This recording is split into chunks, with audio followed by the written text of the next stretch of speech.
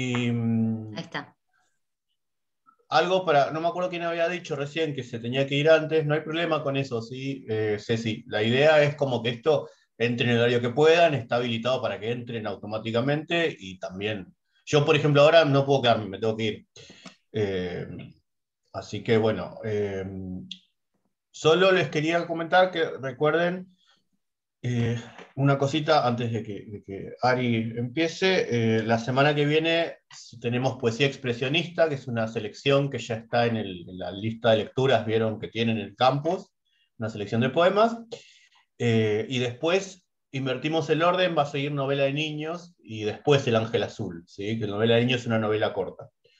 Eh, y un detalle más es esta cuestión de, piensen que las clases que estamos teniendo son clases que alternan entre lo teórico por momentos, lo práctico, que eso implica que puedan intervenir, ¿sí? Digo, hoy Ari, que es la profe ayudante de la cátedra, la clase se piensa más desde lo práctico, como un equivalente a las clases de trabajos prácticos, y otra vez vamos más hacia una cosa más teórica, pero siempre con la idea de que puedan participar, ¿sí? Nada más. Y eso. Yo me llamo a silencio y me retiro. Bueno, Facu, gracias. Hola, Cualquier Emilia. cosa, igual Ari, después hablamos si se corta o algo, no te hagas la... Dale, sí, sí. Cualquier cosa, si llega a pasar lo mismo, que casi me desmayo, eh, yo grabo la clase aparte y se la subimos al campus, Después ¿sí? nos vemos. Bien. Bueno, a ver si Yo me puedo. retiro. Bueno, Facu, gracias. A ver si les puedo compartir pantalla. ¿Ven ahí? Sí. Bien. Paren un cachito. Bueno, ahí está. Bueno, eh, nosotros hace 2 clases estuvimos hablando de la agitada vida de Hoffman, entre tantos viajes, escándalos. Bueno, esa vida es tranquila en comparación a la de von Kleist. Ellos pertenecieron a la misma época, Kleist vivió muchos menos años, eh, muere a los 34 años, se suicida, después vamos a hacer algún comentario sobre el pacto suicida que realiza con su amiga Henriette. Eh, Así todo en estos cortos 34 años, su paso por el mundo fue intenso y extremo. Estamos hablando de un autor, de una personalidad desmesurada, así que choca permanentemente con los extremos. Bien, ahí tienen el año de nacimiento y fallecimiento. Bien. ¿Y por qué dice autor inclasificable? Porque no lo podemos incluir cómodamente en ningún movimiento artístico de su tiempo, más allá de que a veces se lo haya relacionado con los rasgos románticos. Su obra fue singular, trasciende los movimientos de la época. En general, como comentaba Facu el otro día, en el caso alemán por ahí de esta época, no tenemos que ser al analizar tan categóricos, sino que al encontrarnos, al analizar alguna obra, fijarnos, bueno, estos elementos se acercan al romanticismo, acá aparece un elemento rusoniano, etcétera, etcétera. Eh, algunos autores y algunas obras sí habilitan lecturas más ligadas a un movimiento en particular, pero no es el caso de Kleist, ¿sí? Bueno, en cuanto a las ocupaciones, intereses, además de ser escritor y editor, él comienza la carrera militar muy joven, a los 15 años, siguiendo los pasos de su familia, pero pronto abandona. Años después va a querer retomar, pero ese pedido le es denegado. Durante su paso por el ejército, que se hace varios amigos, esas amistades las va a mantener toda la vida. Organizaban juntos conciertos y él ahí tocaba instrumentos de viento. Cuando deja la milicia, vamos a decir que practica la docencia. Él crea como una especie de cátedra en la que imparte clases a sus hermanos y a las vecinas con Senge, que con una de ellas luego se va a comprometer, con Wilhelmine, y vamos a ver que en las cartas que él le manda, no abandona ese tono docente como de maestro de escuela, que la llena de consejos, de indicaciones. Y ahí ustedes van a ver que en el campus les dejamos una introducción a las narraciones de Kleist de Ana Pérez, y ella va a hacer un comentario sobre esto, el segundo. Dice: desde una perspectiva actual, algunas de estas cartas resultan incluso ofensivas para la persona, y el lector no puede dejar de preguntarse cuál sería la respuesta de Wilhelmine. Claro, porque no se conservan las respuestas de ella, sí las cartas de él. Bueno. De la vida universitaria se destacan sus estudios y el interés por materias como matemática, física, filosofía. Él leyó a Kant, a Rousseau. De niño recibe lecciones de su maestro Martini, que le enseña según los principios ilustrados. Vamos a ver ese optimismo racional acá en una de las cartas que les voy a mostrar a su media hermana Ulrike. Él en algún momento, sobre todo en los primeros años, tiene como una obsesión programática de armarse planes de vida. A ver. Bueno, la primera, que dice... paren que quiero ver si puedo sacar esto. Bueno, me cuesta verlo. Dice: hasta que un hombre no es capaz... Ay, no llego a ver las palabras porque me tapa el formato. ¿Me ayudás, Gra, con esa lectura? Pero eso es hasta que un hombre no es capaz de formular un plan para su existencia, hasta entonces es y se desarrolla como un menor de edad. El rasgo más hermoso del hombre que actúa según esos principios seguros es la relación, unidad y consecuencia de su conducta. La Muy meta bien. elevada que aspira es el móvil de todos sus pensamientos, sentimientos y acciones. Bien, esa meta elevada, esa armonía de la que habla, en realidad no la va a lograr nunca. Él planea y hace proyectos que persigue que van a ser un permanente fracaso desde su mirada especialmente, porque vamos a ver después que era muy autoexigente con estas cuestiones. Gracias, Gra. ¿No? Bueno. En relación a las cartas, él mantiene correspondencia fundamentalmente con 3 mujeres, con la que mencionamos, Ulrike, que era su medio hermana por parte de padre, también con Wilhelmine, con su novia, con quien se va a comprometer, pero después rompe ese compromiso, y también con su prima Marie von Kleist. Pero el último tiempo de su vida, ya enfermo,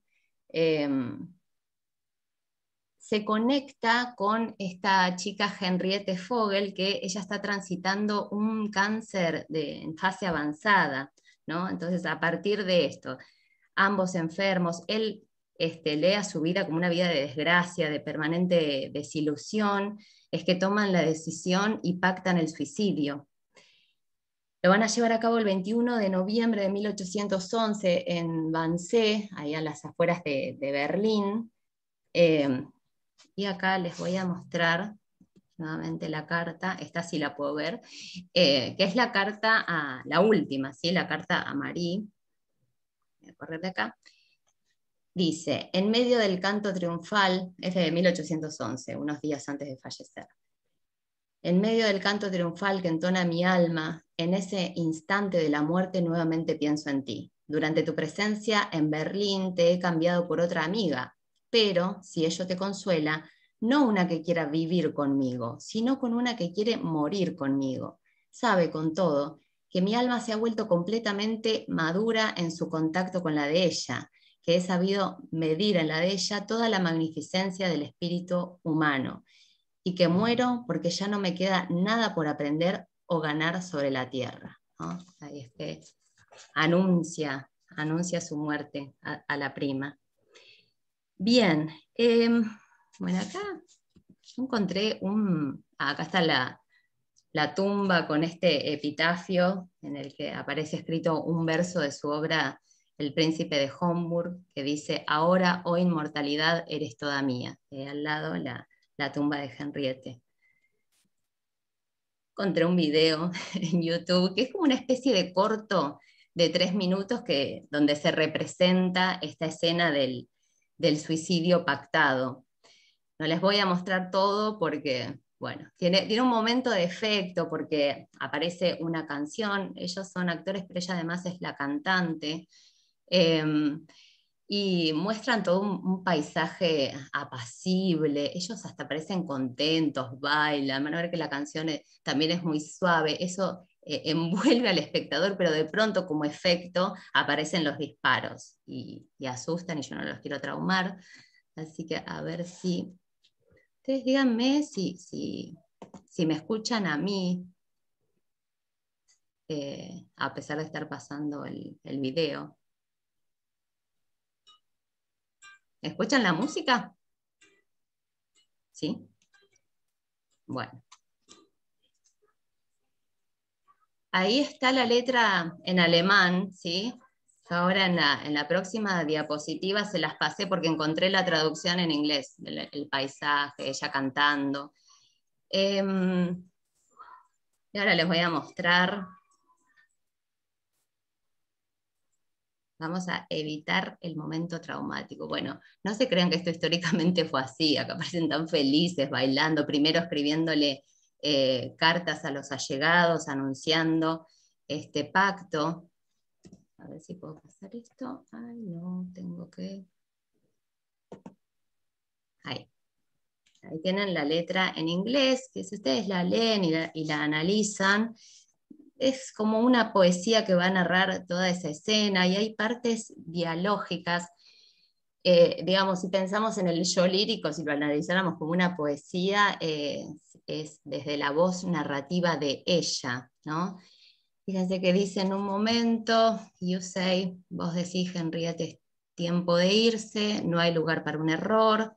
En otro momento ella le habla de él, dice, yo sonrío, y digo, buen viaje, Heinrich, nos vemos del otro lado, ¿sí? Bueno, esto es como todo un gran dato de color.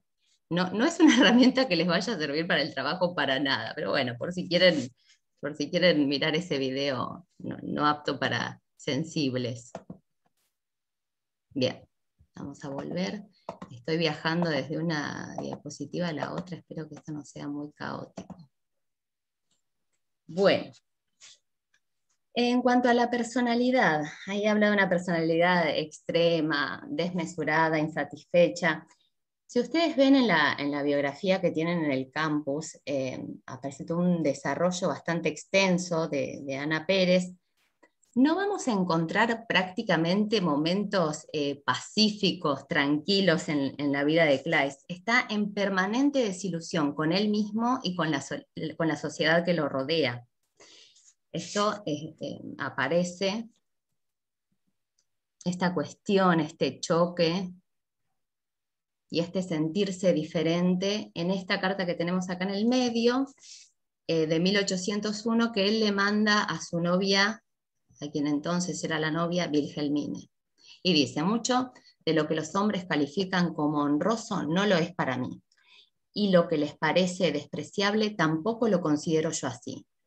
Llevo una prescripción interna dentro de mi pecho contra la cual todas las exteriores, aunque hubieran sido firmadas por un rey, no tienen valor. Por ello me siento completamente incapaz de adaptarme al mundo en cualquier relación convencional, ¿no? Entonces ahí se ve, se refleja esta cuestión de sentirse fuera de toda convención y de no poder adaptarse al mundo y al tiempo que lo vio nacer. Y por último, bueno, estamos hablando de una personalidad compleja que a menudo se aislaba, se volvía tímido, solitario, entre otras cuestiones por sus problemas en el habla, de tartamudez. Pero además hay otra cuestión que tiene que ver con la sexualidad. La crítica habla de una sexualidad confusa, ¿no? Que Ana Pérez acá desliza un comentario al respecto de un momento en el que él parece muy decidido a casarse, a seguir esa norma de la época, de la sociedad burguesa, y dice lo siguiente: además, su noviazgo con Wilhelmine von Senge le empuja en la misma dirección, pues solo podrá terminar en boda si cumple con las conveniencias de clase. Su plan de vida carece de base real y está en contradicción con sus íntimos deseos amorosos. Este tema de estas menciones en las biografías y en la crítica de la cuestión de la sexualidad compleja, la vamos a mencionar con respecto a un viaje en particular, un viaje bastante misterioso, ¿sí? En relación a esto de los traslados, emprendió muchos, a veces solo, a veces con algún amigo, también con su media hermana Ulrike, pero él nunca termina de afianzarse en ningún sitio. Nunca se siente cómodo ni con ningún lugar, ni con ningún proyecto personal. Entonces, en relación a estas referencias de la crítica acerca de la complejidad sexual, está este viaje enigmático que hace a Würzburg con su amigo Broque, en el que utilizan nombres falsos. Él en sus cartas no termina de aclarar el motivo por el que viaja. Y las explicaciones que se dan o las hipótesis están fluctuando entre un viaje de espionaje, él como espía para la corte de Prusia, pero además se habla de una operación de fimosis, ¿sí? Una operación del prepucio. En un prólogo, Rodolfo Modern va a hablar de una afección sexual, otros hablan de disfunción sexual. Pero bueno, si se sigue esta hipótesis, sería que el amigo lo habría llevado al médico para practicar la cirugía. Bien, vamos a pasar a la obra literaria, pero todavía no a sus novelas. Dice que es dramaturgo, ensayista y narrador. Vamos a mencionar su obra dramática, teniendo en cuenta que en la jerarquía de la época se marcaba que el drama era el género literario por excelencia, sobre todo en comparación con la narrativa. Es por eso que él va a estar más pendiente del éxito o fracaso de sus dramas, ¿sí? Al menos esta jerarquía que yo menciono es así, o rige en la primera mitad del siglo XIX, pero no usa el mismo termómetro para medir el éxito de sus novelas. Tenemos primero la familia Schroffenstein, Anfitrión, Robert Guiscard, que cuando él proyecta esta obra, lo piensa como una obra que debe trascender, como un proyecto muy elevado, y como no cumple con sus propias expectativas, la termina prendiendo fuego. Después está El Cántaro Roto, que es una comedia, que se dice que Goethe le modifica una parte que cuando se representa en el estreno es un fracaso. Entonces él va a atribuir, ¿no? Ahí tienen alguna, bueno, habíamos dicho en la clase sobre Hoffmann que Goethe rechaza estas figuras, tanto a Hoffmann como a von Kleist, por considerarlos desequilibrados, desbordados, etc. Pero bueno, como represalia lo que hace Kleist es escribir un epigrama. ¿Vieron esos poemas muy breves de tono satírico, como en tono de burla? Y con Penthesilea, que es una obra que va a ser muy exitosa, pero a posteriori, él no llega a vivir el éxito de sus obras. Es valorado, recién hay que esperar al siglo XX, ¿sí? En Penthesilea aparece un personaje femenino muy fuerte, ya la reina amazona, que fue leído por Goethe. Digamos, a Goethe le provoca repulsión, ¿sí? Después está Catalina de Heilbronn, que fue otra de las obras representadas en vida, pero él no pudo ir al estreno de sus obras, no vio ninguna de ellas. Pues La batalla de Germán, El príncipe de Homburg, que es la última. También escribió un ensayo bastante atendido por la crítica sobre el teatro de las marionetas.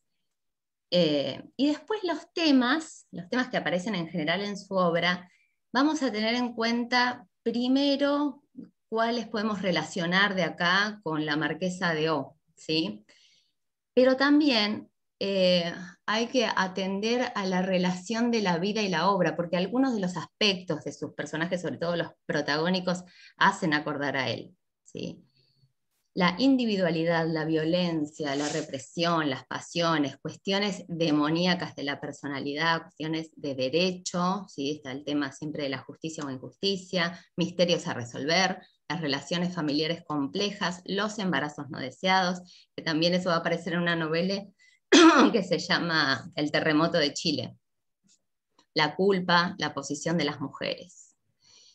Bien, después dice, Kleist no es valorado en su tiempo, 150 años después de su muerte es considerado como uno de los más grandes escritores, sobre todo se lo valora como dramaturgo de la lengua alemana y va a influir en Zweig, en Thomas Mann. Acá también vamos a mencionar, como para que tengamos ahora como nota mental, al hijo de Thomas Mann, a Klaus Mann, que lo van a ver dentro de 2 clases con Kindernovelle, y se pueden establecer vínculos muy claros entre novela de niños de Klaus Mann y La Marquesa de O. Pero también hay vínculos biográficos entre estos 2 autores. Klaus Mann era muy lector y admirador de Kleist. Bien, y Franz Kafka, entre otros. Edita Phoebus, una revista de arte, y también con 2 amigos, y también la Gaceta Vespertina de Berlín. Es en Febo donde aparece por primera vez la Marquesa de O. ¿Sí? Bien.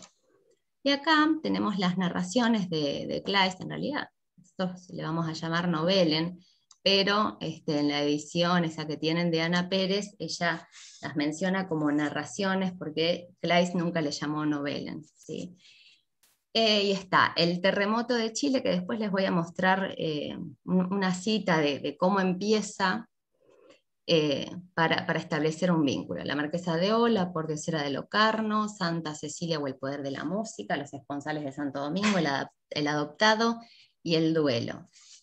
En El duelo, también para relacionar con la Marquesa, aparece un personaje femenino de cuya virtualidad, virtuosismo, la familia va a dudar de eso y la sociedad también, y eso también lo vamos a ver de a momentos en La Marquesa de O, ¿sí? Como para que consideremos algunas continuidades narrativas en las novelas de Kleist. Bueno, ahora vamos a pasar a mencionar algunas características de este género de la novela corta alemana que cobra características propias, ¿sí? Ahora vamos a hablar de los orígenes, de cuáles son los rasgos distintivos y del antecedente alemán, que por supuesto lo tenemos como siempre, a Goethe. Bueno, los orígenes. Tenemos modelos previos, ¿sí? El modelo italiano, el de Camerón de Boccaccio, las novelas ejemplares de Cervantes, pero faltó acá agregar el modelo inglés con las Tales de Chaucer, y también está el Heptamerón de Margarita de Navarra, ¿sí? Y si tenemos que caracterizar la novela, vamos a encontrar algunos autores que empiezan a teorizar sobre la misma. En principio, Wieland, para referir a los cuentos de hadas, habla de novelle, ¿sí? Y destaca la simplicidad del plan narrativo en la novela. O sea, la trama va hacia un fin sin elementos superfluos. Goethe, esto aparece en un texto que se llama Conversaciones con Goethe de su secretario Eckermann, un texto de 1827, también teoriza sobre la novela y va a hablar de un hecho inaudito que ha ocurrido. Bien, nosotros tenemos que ir pensando cuál será el hecho inaudito en la Marquesa, porque hay más de una lectura. Bien, y además se destaca también, este hecho se presenta como algo ajeno a la voluntad del personaje. pero además se va a mostrar de un modo verosímil. No sé si se acuerdan que en vampirismo ya habíamos mencionado este aspecto de la verosimilitud, de mostrarlo como algo real. Incluso en ese cuento teníamos un marco, que Goethe también le va a dar importancia a ese marco, en general dialógico, como para conferir verosimilitud a la narración que sigue. Cervantes habla de un caso portentoso jamás visto, así que si tuviéramos que hablar de la novela, podríamos decir que es una narración, si hablamos de la extensión, es de mediana a breve, con esta pretensión de autenticidad, la acción bien concentrada, con una mínima descripción de los personajes, el individuo es arrastrado a ciertos destinos por ese acontecimiento, y hay algo de lo que habló alguno de los hermanos Schlegel, que tiene que ver con la tensión entre este sujeto, entre este personaje y la sociedad burguesa. ¿Sí? Que eso se ve bastante en la Marquesa. También hay otro elemento que agrega Paul Heyse, que se llama el motivo del halcón, el falken, ¿no? Que es como un elemento que uno puede encontrar en las novelas que va a motorizar la trama, ¿no? que provoca todos los acontecimientos. Dicen que en otra novela muy famosa de Kleist, de Michael Kohlhaas, son los caballos, es un personaje que vende caballos, y en la Marquesa podemos hablar de la publicación, la publicación inicial, que es la que también motoriza el resto de los acontecimientos. Bueno, y como antecedente tenemos las Unterhaltung, las conversaciones de emigrados alemanes de Goethe en 1795. Ya habíamos hablado del marco. Ustedes saben que Goethe cultivó todos los géneros literarios. Vivió de 1749 a 1832, así que atravesó 3 periodos: el Sturm und Drang, el clasicismo, el romanticismo. Así que no podía faltarle la novela e iniciar el género en Alemania, ¿no? Bien, y esta novela va a salir publicada en una revista que él funda junto con Schiller, que es Las Horas, Die Horen, y aparece, por supuesto, en un marco narrativo, con un diálogo de una familia noble y como telón de fondo las guerras napoleónicas. Bueno, acá yo les muestro la reseña de este compendio de novelas, de esta antología, simplemente por si en algún momento les interesa trabajar con novelas posteriores, de autores posteriores alemanes. Nosotros lo hemos visto en el programa de 2010, creo, algunos de ellos, y empieza con una suerte de definición, dice: género por momentos inasible. La novela corta ha sido objeto de variadas interpretaciones e intentos teóricos por fijar su especificidad. Sus antecedentes románicos, el Decamerón, las novelas ejemplares, entre otros, proporcionan el modelo para las primeras expresiones, en las que la novela alemana se alejará paulatinamente en aras de un mayor carácter programático.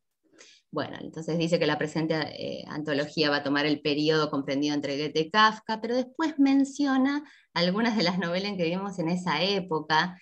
De Kafka teníamos en La colonia penitenciaria, después de Keller, La gente de Seldwyla, El doble de Theodor Storm. Esto por si les interesa estudiar más adelante. Y bueno, acá ya pasaríamos a la Marquesa de O. A analizar, les voy a mostrar algunas citas para que analicemos. Esta imagen es de una película de 1976. A ver si les muestro la portada. Es esta. Ven cómo aparecen los dos de blanco, son ahí la pureza, angelicales, ella embarazada. Bien, la película de Erich Romer. Bueno, ¿cómo venimos hasta ahora? ¿Todo bien? Bueno, entonces pasamos al inicio acá que les quería mostrar de El terremoto de Chile. También una de las primeras novelas de de Kleist, en donde aparece el motivo del embarazo no deseado, ¿sí? Pero además otros elementos que podemos relacionar con la marquesa, ¿sí? Dice: en Santiago, la más importante ciudad del Reino de Chile, justamente cuando se producía el gran terremoto del año de 1647, en el que tantos seres perecieron, estaba atado a una pilastra de la prisión el español Jerónimo Rugera, acusado de un hecho criminal a punto de ser ejecutado. Don Enrique Asterón, uno de los nobles más acaudalados de la ciudad, le había echado de su casa hacía poco más de un año, donde se desempeñaba como maestro, cuando descubrió sus relaciones con su única hija, doña Josefa. Entonces ahí tenemos el vínculo amoroso entre Jerónimo y Josefa. Como después de haber amonestado a su hija con severidad, el noble anciano descubriese una oculta cita que se habían dado gracias al celo de su orgulloso hijo, con este motivo decidió confiar a la joven al monasterio carmelita de Nuestra Señora del Monte. O sea, básicamente la castiga metiéndola en el convento. Gracias a una feliz casualidad, Jerónimo había podido reanudar sus relaciones con ella, de manera que en una tranquila noche, sirviendo de cena al jardín del cementerio, alcanzaron su total felicidad. En la fiesta del Corpus, cuando partía la procesión de las monjas, tras de las cuales iban las novicias, acaeció que justo entonces, cuando sonaban las campanas, le sorprendieron a la desdichada Josefa los dolores del parto, derrumbándose sobre los escalones de la catedral. Este hecho provocó un escándalo extraordinario. Llevóse a la pobre pecadora, sin prestar atención a su estado, a la prisión, y apenas hubo dado a luz por orden del arzobispo, se le instruyó proceso. En la ciudad se comentó con gran saña este escándalo, y las lenguas se dieron a tan agrias murmuraciones sobre el monasterio, donde había sucedido todo, que ni los ruegos de la familia Asterón, ni el deseo de la misma abadesa, que se había encariñado con la joven a causa de su conducta intachable, pudieron atenuar el rigor con el que le amenazaba la ley eclesiástica. Bien, entonces acá tenemos algunos elementos para vincular con la marquesa. Primero, el escándalo personal, el motivo del embarazo no deseado, el tema del pecado, las murmuraciones, esta cuestión del prejuicio social, y también se habla de una conducta intachable, que es así como se la va a presentar a la marquesa desde el inicio, como una mujer virtuosa, como un modelo. Y acá, en relación a estos rasgos que veníamos hablando de conferir verosimilitud a las novelen con respecto a las iniciales que aparecen en la marquesa de On, de apellidos y de territorios, dice Ana Pérez: ya el subtítulo, según una historia real cuyo escenario ha sido desplazado de norte a sur, así como la utilización convencional de las iniciales de apellidos y lugares para prevenir presuntos reconocimientos de los protagonistas reales, indican con toda claridad la pretensión de Kleist de contar un acontecimiento verdadero, ocurrido en la realidad, aunque no por ello menos insólito. Entonces ahora vamos a empezar con el hecho insólito, porque así arranca la novela. Les leo la primera cita.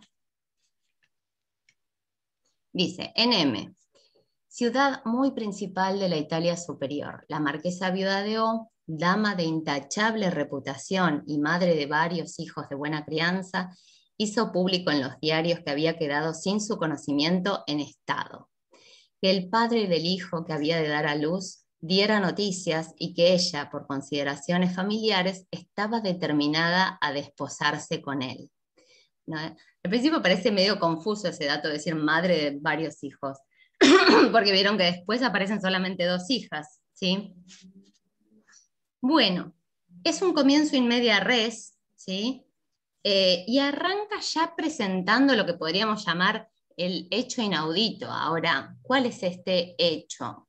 Puede ser, por un lado, el embarazo, que a ella le resulta sorprendente, pero también puede ser, que eso es lo que elige también Ana Pérez, es el hecho de que ella publique su propio escándalo, que ella publique en la prensa su escándalo personal, ¿sí? Bueno, y en realidad la cita tendría que haber sido un poco más extensa, porque acá va a presentar todo un modelo de mujer, ¿no? Si nosotros vamos a leer en clave de género y tener en cuenta esta norma, cuáles serán los rasgos de una mujer virtuosa, acá aparecen todos, ¿sí? Primero, buena madre, se habla de buena crianza, los hijos. En segundo lugar, buena hija, ¿no? Ella enviuda y luego se va a vivir con los padres y se ocupa de ellos, y además se habla de una reputación intachable. Tanto el conde como la marquesa al principio se muestran, bueno, ella un poco más, extendiendo en la obra, pero como angelicales y puros. Bien, después va a venir el famoso ataque nocturno de las tropas rusas, que esa es una escena bastante confusa entre bombardeos, incendios, la agarran los rusos. Acá es lo que marca la cita 2, ¿no? El tema de las vejaciones. Dice, la arrastraron hasta el patio trasero del castillo, donde a punto estaba sometida a las más impúdicas vejaciones de caer a tierra, cuando, atraído por los gritos de socorro de la dama, apareció un oficial ruso y ahuyentó con furiosos mandobles a los perros codiciosos de tal presa. A la marquesa se le antojó un ángel del cielo. Ahí es cuando aparece este primer contraste entre ángel y demonio, pero ambos elementos siempre aparecen desde el punto de vista de la marquesa. Es ella quien lo ve como un ángel al principio, y es ella la que va a sentir esa repulsión y que lo ve como un demonio, ¿sí? Estos elementos o esta oposición entre ángel y demonio sí es un contraste que aparece en varias obras románticas, incluso en autores como Bécquer, ¿no? Bueno, estamos hablando del romanticismo tardío español. Se dice que el romanticismo llega antes a Argentina porque Echeverría lo trae de Francia, antes que a España. Pero es un autor supuestamente paradigmático, Bécquer, en España, y sí tiene estos dos tipos de mujer. La mujer angelical que aparece en sus rimas, ¿no? Esta mujer inalcanzable, etcétera, que hacen acordar un poco al amor cortés medieval, ¿vieron? Y por otro lado, en las leyendas sí aparece la mujer demonio, más parecidas a las mujeres fatales de las que hablábamos hace 2 clases, ¿sí? Entonces acá estos dos elementos están en el conde. Bien, y aparece como el ángel salvador, ¿no? Después viene la parte en la que se lo da por muerto y la primera indisposición de la marquesa. Y dice: una mañana en que la familia estaba tomando el té y el padre había abandonado por un instante la habitación, dijo la marquesa a su madre, despertando de un prolongado embabiamiento: si una mujer me dijera que se sentía exactamente igual que yo ahora, al tomar la taza, para mí, pensaría que se encontraba en estado de buena esperanza. La señora de G dijo que no la entendía. La marquesa se explicó de nuevo, que acababa de tener la misma sensación que estando antaño embarazada de su segunda hija. La señora de G dijo que quizá daría luz a Fantasio y se rió. Bueno, esta es una escena en la que ella habla por primera vez de su indisposición y bromean, pero yo quisiera verla, distinguirla de la actitud del conde cuando reaparece, que tanto se sorprenden como si él hubiera salido de la tumba y se reaparece en la casa, en la ciudadela, ¿no? Dice lo siguiente: una vez pasada la escena de inconcebible asombro y tras asegurar el conde, como los padres alegaran, pero si estaba muerto, que vivía, se dirigió con el semblante embargado por la emoción a la hija y su primera pregunta fue de inmediato: ¿cómo se encontraba? La marquesa aseguró que muy bien y solo quería saber cómo había vuelto él a la vida, mas insistiendo en su cuestión, replicó que ella no le decía la verdad, que en su faz se expresaba un extraño decaimiento y que mucho había él de engañarse o se encontraba indispuesta y sufría. Bueno, 2 cuestiones acá. Por un lado, uno puede pensar que él pareciera conocerla más que la familia, porque ella a la madre se lo dijo y así todo, bueno, terminan riéndose porque eso es un imposible. Pero además él, a partir de este momento, empieza a actuar como si él ya supiera algo, ¿sí? No sé si supiera acerca del hecho inaudito del que venimos mencionando, pero él parece saber algo, parece estar muy seguro. Pues lo vamos a ver más claramente con todo el apuro por casarse que aparece acá. Bueno. Desposarla, exclamaron todos los miembros de la familia. Desposarla, repitió el conde besando la mano a la marquesa y aseguró, como ésta preguntara si estaba en sus cabales, que llegaría el día en que ella le comprendiera. Bueno, acá empieza a aparecer en la obra una segunda oposición muy importante que es locura-razón, ¿sí? El elemento de la locura parece desplazarse por distintos personajes. A veces, bueno, de ahora en más va a estar en el conde, ¿no? Ellos están del lado de la razón como familia y el conde apurado, precipitado, que le dicen, pareciera estar loco. Pero hay temores en relación a la pérdida del sentido después en otros personajes, en la madre, en la misma marquesa, en el padre, ¿sí? Bueno, pero esto de decir llegaría el día en que ella le comprendiera, como quien dice, ya me vas a entender, suena justamente como si él supiera algo, ¿no? La implicatura de hay algo para comprender primero y en segundo lugar podemos pensar hay algo que está ocultando. Bien. En la sexta dice, la madre, vuelve a aparecer el malestar de la marquesa. La madre, a la que preocupaban sobremanera tan extraños contratiempos para la salud de su hija, exigió que consultara a un médico. La marquesa, esperando vencer por su propia naturaleza, se resistía. Pasó aún varios días sin seguir el consejo de su madre entre los más dolorosos padecimientos, hasta que una serie de sensaciones recurrentes y de extraordinaria índole la sumieron en la más viva inquietud.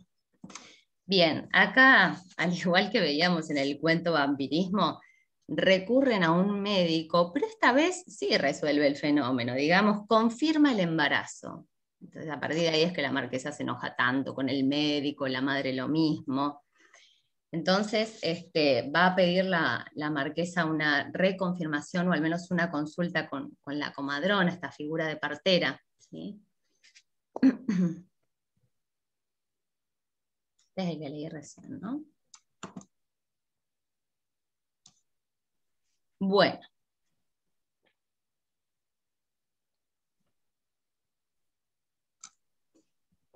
Si tu memoria sobre el pasado es tan segura,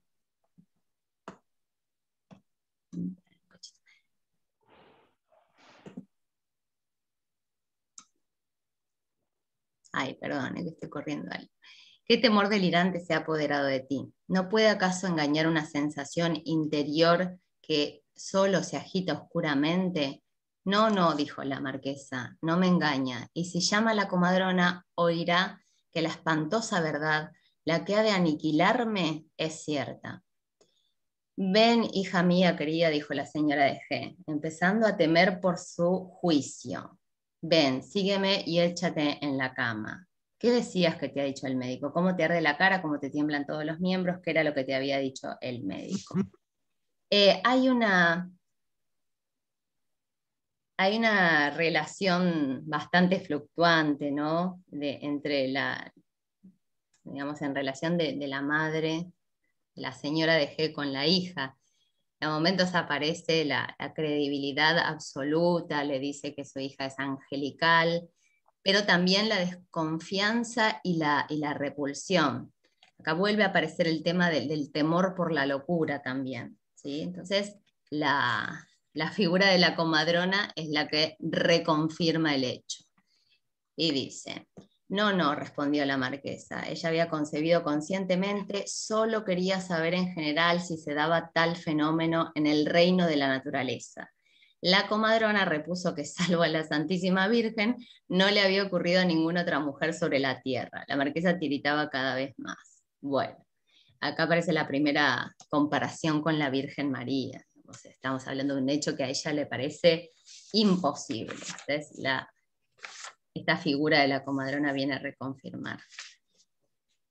Y en cuanto a la oscilación esta que mencionábamos de la madre, antes de decir esto que voy a leer de la cita, el texto hablaba de un momento en el que la marquesa se descompensa y la madre acude enseguida en su ayuda y se habla de instinto maternal, ¿no? Pero enseguida, de nuevo con el tema de la desconfianza, le dice, ¿vas a descubrirte a mí? ¿Vas a nombrarme al padre?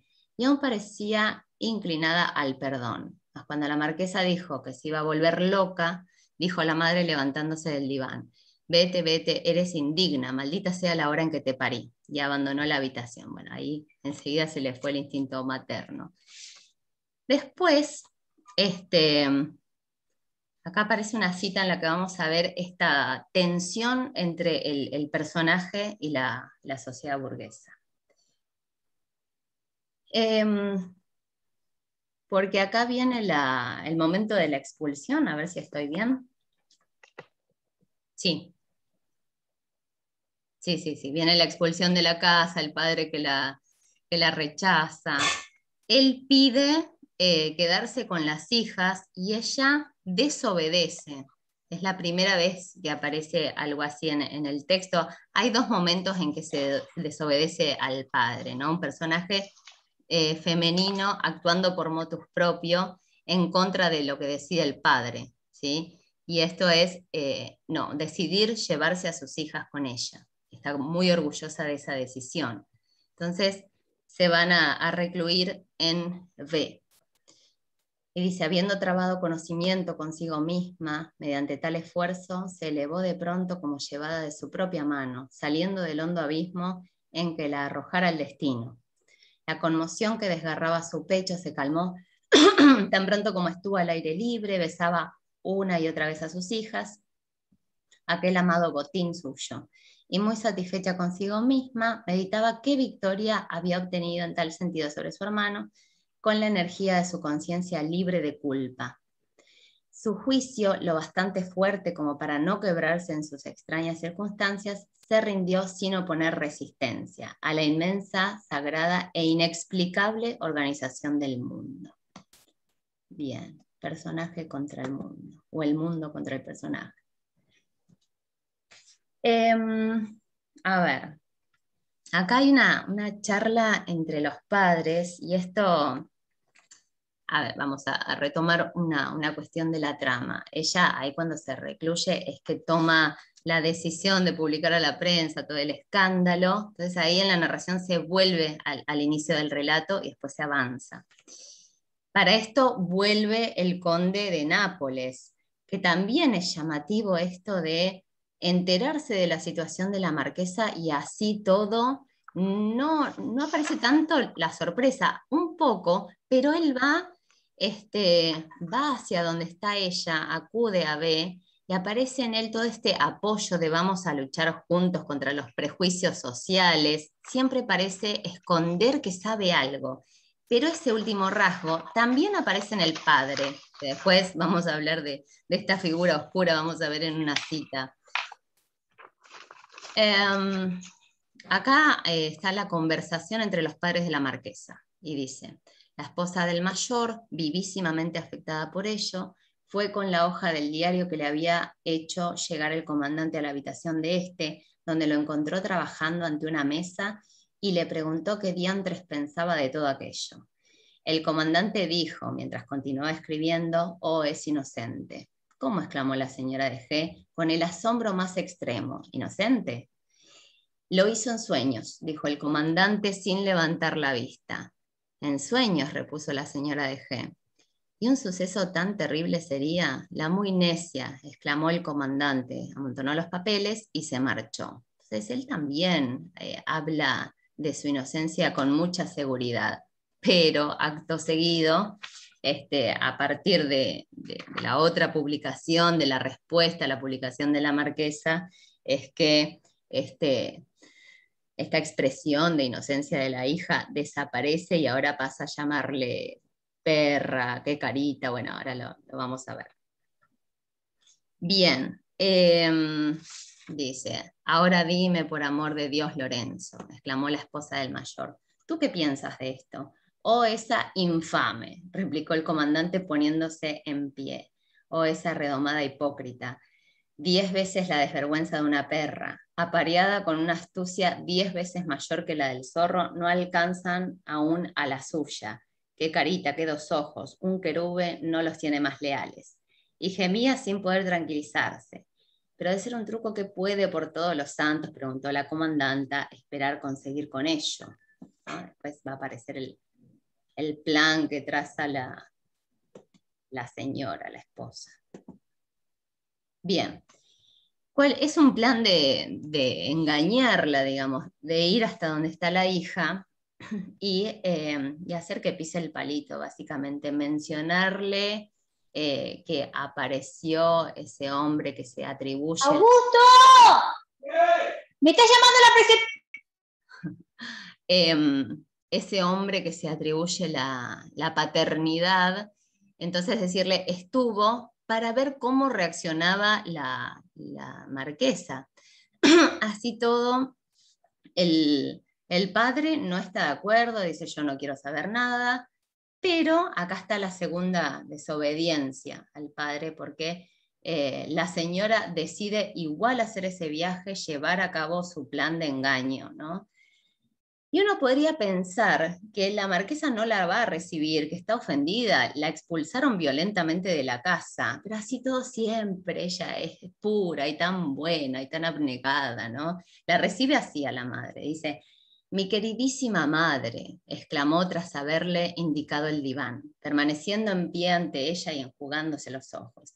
¿A qué feliz azar debo su inestimable aparición?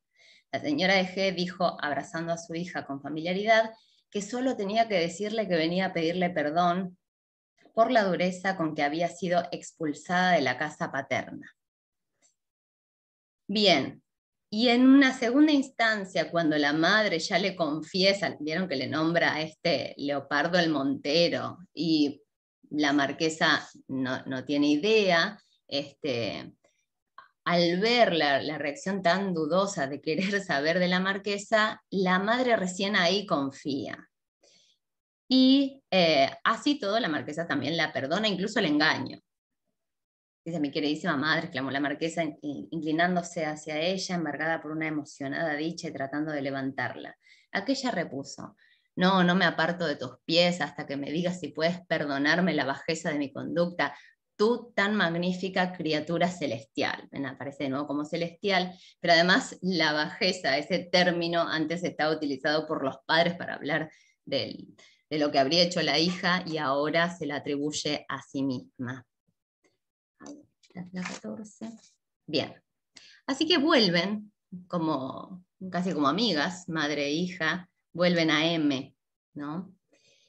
Y acá es muy llamativo, miren lo larga que es esta cita, porque esta es la del reencuentro que yo diría incestuoso entre el padre y la hija, y lo que nos podemos preguntar es si hay como cierta complicidad de la madre en este momento. ¿Sí? Bueno, para el reencuentro y reconciliación se describe así. A esto abrió por fin la puerta y vio entonces rebosándole el corazón de alegría. La hija en silencio con la nuca echada hacia atrás, los ojos apretados en brazos del padre, en tanto que éste, sentado en la butaca, imprimía prolongados, ardientes y ávidos besos en su boca. Los grandes ojos cuajados de brillantes lágrimas, justo como un enamorado. La hija no hablaba, él no hablaba. Sentado con el rostro inclinado sobre ella como sobre la muchacha de su primer amor, le colocaba la boca y la besaba. La madre se sintió como una bienaventurada, sin ser vista, de pie tras él. Se demoró en interrumpir el goce de la jubilosa reconciliación que había vuelto a su casa.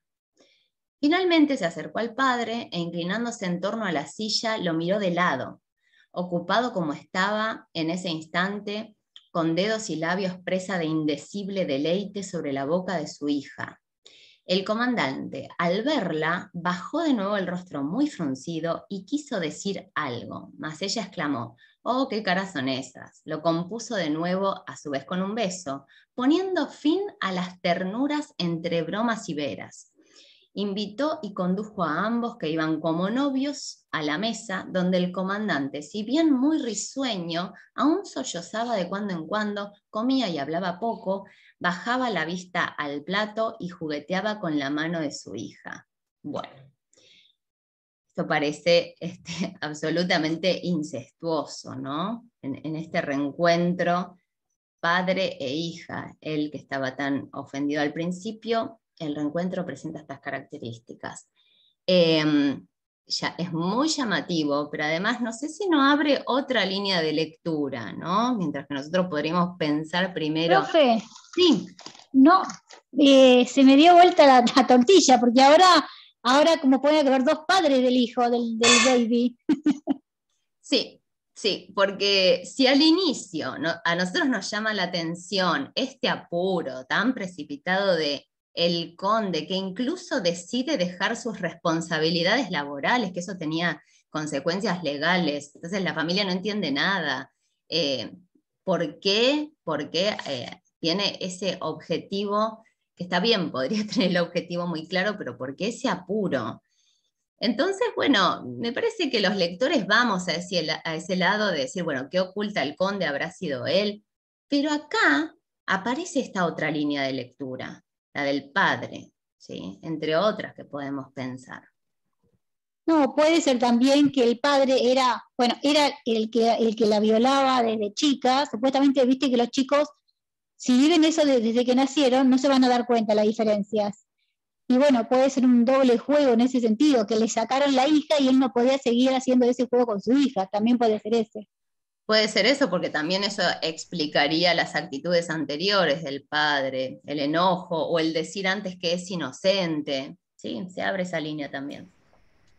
Yo también pienso que, no exactamente que la violó o tuvo relaciones con la hija, pero me da a sentir como que él tiene deseos hacia la hija y por eso esa reacción tan violenta hacia ella, de echarla, o insultarla, o bueno, eso con el arma que fue medio raro también. Como que siento que no tuvo algo físico, pero sí tenía ese deseo y por eso actuaba de una manera tan violenta con ella y después, bueno, este reencuentro tan extraño y no sé, incestuoso que tienen. O sea, a mí me parece que lo tiene, pero como un deseo reprimido. Sí, que lo que vimos recién en la cita es que no sé si se lo reprime tanto, ¿no? Pero es cierto lo que decís, que llaman mucho la atención esas reacciones tan extremas del padre, y eso de los disparos también es representativo de eso, cuando la expulsan, se le escapan. Sí, hay varias conductas que nos permiten esa interpretación. Sí, sí, estoy de acuerdo.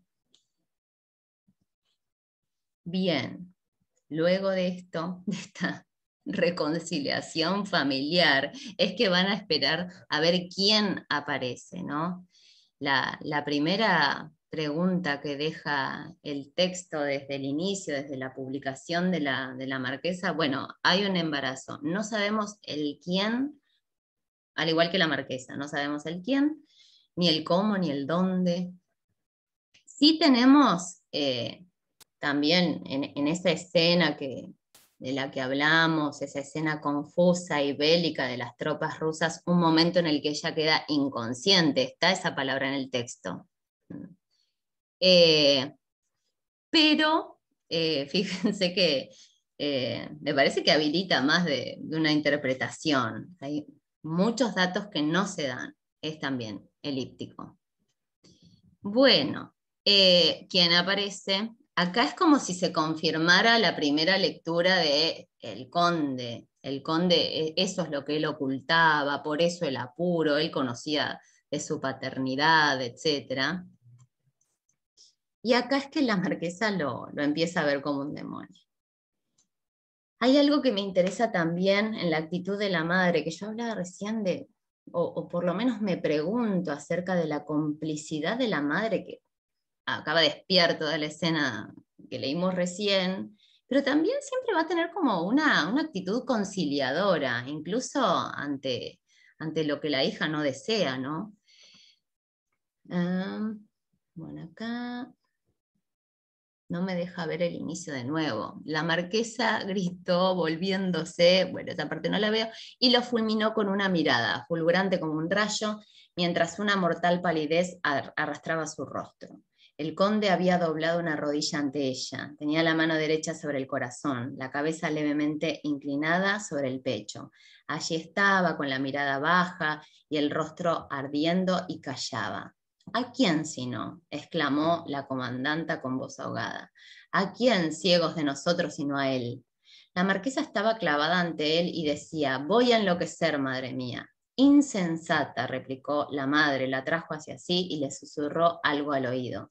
La marquesa se dio media vuelta y se derrumbó en el sofá, ambas manos cubriéndole el rostro. Después sigue la descripción del odio de la marquesa y esta visión de verlo como un personaje ya demoníaco.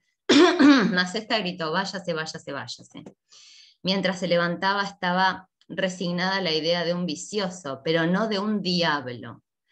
Abrió la puerta de la sala mientras lo evitaba, como a un apestado, y dijo: llamad al comandante. Julieta, exclamó la comandanta atónita. Bueno, la madre siempre ahora va a apelar a que piense en el hijo, ¿sí? Y en realidad a que se cumplan las normas de la época. Casate, hacelo por tu hijo, ¿no? La esposa del mayor dijo que se había olvidado que era madre, a lo cual replicó ella que en aquel caso había de pensar más en sí que en el niño. Ahora tenemos otro aspecto de esta personalidad que se va volviendo un poco más fuerte, una personalidad femenina que decide por ella.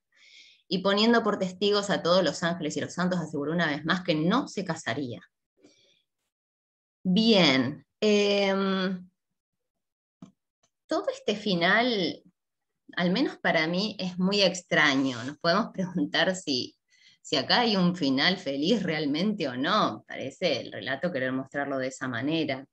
Pero tenemos, ante el rechazo de la marquesa, ella se tuvo que casar igual, casi sin mirarlo, ¿no? La madre siempre conciliadora de estas cuestiones.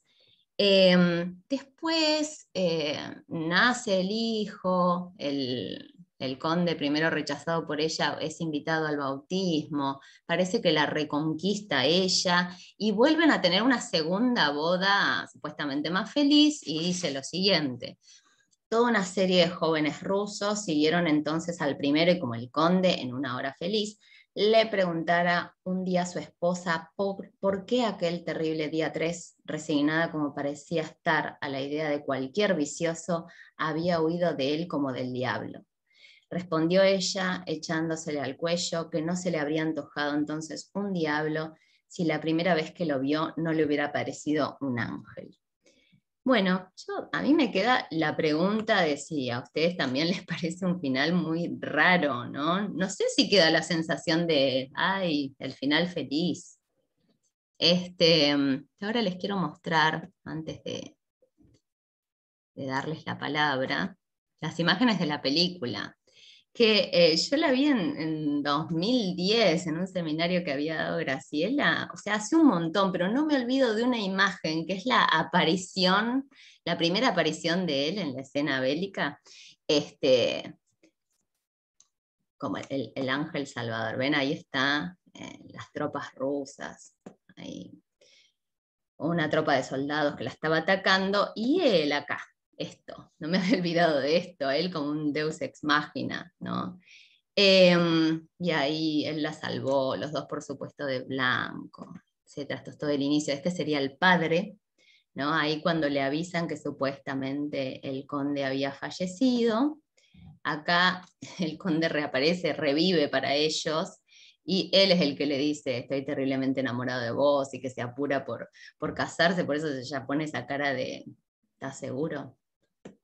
¿Qué te ocurre? Acá la madre cuando bromean de, mirá que vas a estar embarazada, sos loca. Acá el médico confirmando, ¿sí? Esto es embarazo, la comadrona, y ella preguntándole, pero ¿es posible en la vida, en nuestra tierra, concebir sin saberlo? Bueno, ella reconfirma. Acá esto es en B, cuando la expulsan y se excluye y está ideando el plan de la publicación. Bueno, algún día podríamos, si les interesa, armar un ciclo de cine, algo así, para el fin de la cursada. Bueno, comentarios que quieran hacer, preguntas. Me pasa que el personaje, la madre, es como muy polémico, porque todo el tiempo la siento como, siente al momento ambivalencia por querer ayudar a su hija, entre comillas, pero más que nada siento como que en vez de apoyarla a ella, desde el minuto 1, siempre está apoyando a una figura masculina que, por ejemplo, el conde, que es un total desconocido, ya de una le decía, bueno, casate, no sé qué, y después al final, por ejemplo, me llamó la atención que cuando él da la donación de plata al hijo y después a la hija la vuelve heredera, si él se muere, o casualidad, la madre lo invita más a la casa, todo como que se recompone, y la madre siempre como muy interesada, como que cero empatía con su propia hija, o sea, siempre a lo que conviene nomás. Sí, yo pienso lo mismo de la madre, por eso mostrábamos esta fluctuación. Discrepo un poco de A esa ver. lectura. Sí, Porque, o sea, a mí como que me da la sensación de que también si tomamos como este tópico de Von Case, o sea, de Heinrich, como de la posición de las mujeres, en un momento queda muy claro cuando la propia madre le dice a la hija que ella se sintió muy mal cuando el padre la echa de casa y que se trató de rebelar ante esa situación, y el padre también la amenaza y la maltrata a ella. Entonces es como que siento que hay un juego ahí con mostrar a esta mujer que tiene las mejores intenciones todo el tiempo hacia su hija, pero que a la vez se ve condicionada o por los mandatos sociales y por eso quiere que su hija se case de vuelta, o por la figura del padre que no la deja, o sea, la misma madre le dice, ¿cómo le vas a sacar a las hijas? ¿Cómo la vas a echar así? Y no tiene ningún tipo de reclamo. De hecho, hay un momento en el que se revela claramente para ir, o sea, sí, con el pretexto de descubrir si la hija realmente miente o no, pero para mí lo que está de fondo es la voluntad de reencontrarse con esa hija que es súper ejemplar para ella, al punto de que al guardabosque no le dan ni bola, o sea, como que está muy relegada esa figura. Entonces, yo creo que pasa un poco por ahí. O sea, si bien es un personaje contradictorio, no creo que sea necesariamente, o sea, por ejemplo, sí me parece mucho más violenta o menos decididamente a favor de la hija la figura del padre que la de la madre. bien, sí. Yo no lo creo porque la madre misma en una parte cuando justamente está discutiendo con el padre dice tímidamente, o sea, por momentos la madre se muestra con mucha personalidad y después cuando tiene que defender a la hija ahí se aminora, o sea, a mí me da la impresión que la madre, dependiendo lo que le conviene, defiende a la hija o no, y por eso me parece que no es buena madre en el sentido de que no la defiende a la hija porque, bueno, sí, por la cuestión social y todo, sino que más que nada para defender el nombre de la familia, el apellido, que eso también era muy importante, de alguna manera se está defendiendo a sí misma como madre y como matriarca de toda esa familia, por eso no creo que sea tanto por una cuestión de como mujer empatía femenina, sino que más que nada es como ella y su esposo como toda esa estructura familiar. No sé, Sí, no sé quién lo dijo, pero No, sí. Yo. Emilia. No, que primero me costó, empecé y dije, ay, no, hay que leer Borges, pensé, cuando vi todas las letras, y agarré el mapita, lo primero que empecé a agarrar el mapita de Italia, a ver cuál era la ciudad, que era con M, Milano, no sé, bueno, empecé y después digo, y pareció a Kafka, me pareció así también, todo muy entreverado, complicado para leer, me costó un montón leerlo, lo leí una vez, y lo tengo que volver a leer, porque me costó, no sé si era por la traducción o qué, pero estaba escrito raro, muy entreverado. Eso por un lado, pero por el otro lado también lo que hay acá, que aparte, bueno, de los mandatos, como todos dicen las chicas, son personajes ambiguos, que muestran por un lado la cara buena y por el otro lado la cara oscura, digamos. Por ejemplo, mira, en el Marqués hay unas cuantas citas que yo fui marcando y aparentemente, por ejemplo, la conducta ambigua que dice acá, ¿El conde su conducta decís? muy extraña. ¿El conde? ¿Al conde te referís? ¿O al padre? Sí, no, al conde, al marqués dije. No, al conde, sí, al ruso, digamos. Sí. Sí. También me mareé con los nombres, porque ya no sabía quién era conde, quién era. Bueno. Y hay una que dice que era muy extraña, que dice parecía, pero el tema parecía, o sea, la palabra parecía, ahí también cambia. Dice, parecía habituado a conquistar corazones femeninos al asalto, como fortalezas, o sea, la mujer como objeto, ¿no? Eso por un lado, esa ambigüedad que no sabes qué hace, qué no hace, pero ella al principio dice que ella, ¿no? Eso él, pero ella dice que durante todo aquel tiempo la señora marquesa había sido su único pensamiento, que no podía describir el gozo y el dolor que se fundían en la quimera. Es como que siempre está muy enamorado, hay mucho gozo y mucho amor, y por otro lado mucho dolor, como que se convive con las dos cosas.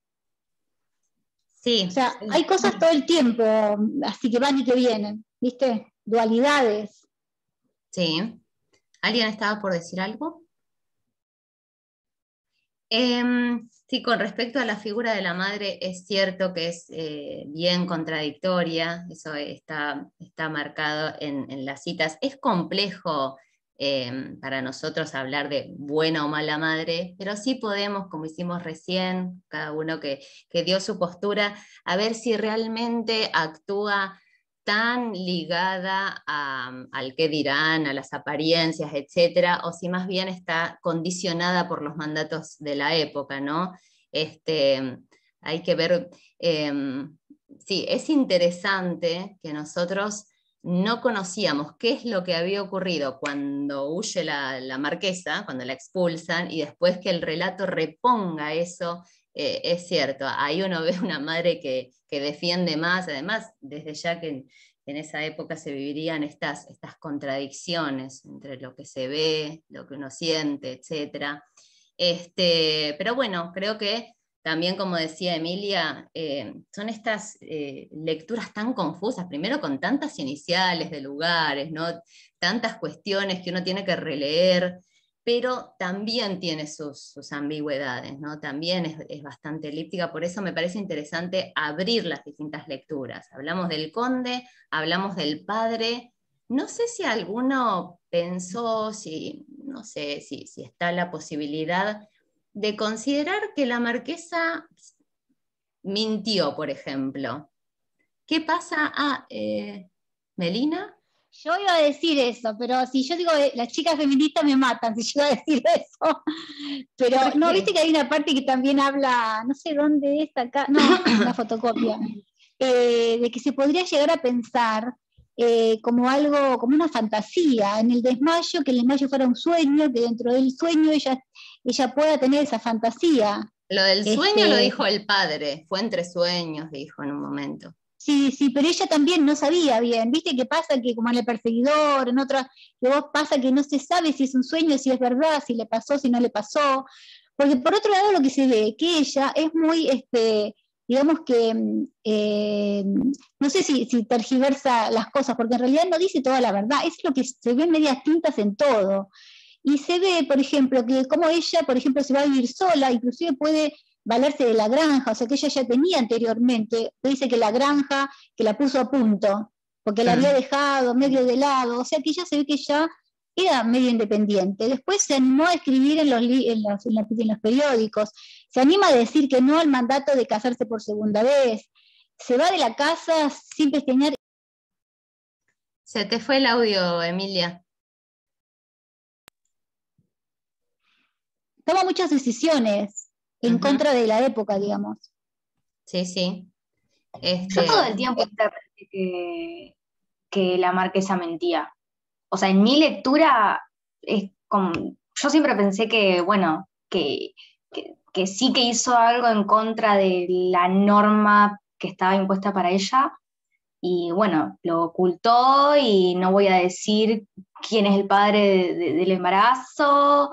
Y por eso le pregunto a la comadrona a ver si, no sé, es todo muy extraño, ¿no? Bueno, pero sí. yo todo el tiempo Para mí sí, viendo. es posible. Y si suponemos eso, vemos que le mintió a la madre, al médico, a la comadrona, etcétera, ¿no? Hay toda una línea para rastrear ahí, pero me parece que se habilita también, ¿no? Melina, que quería hablar hace bastante.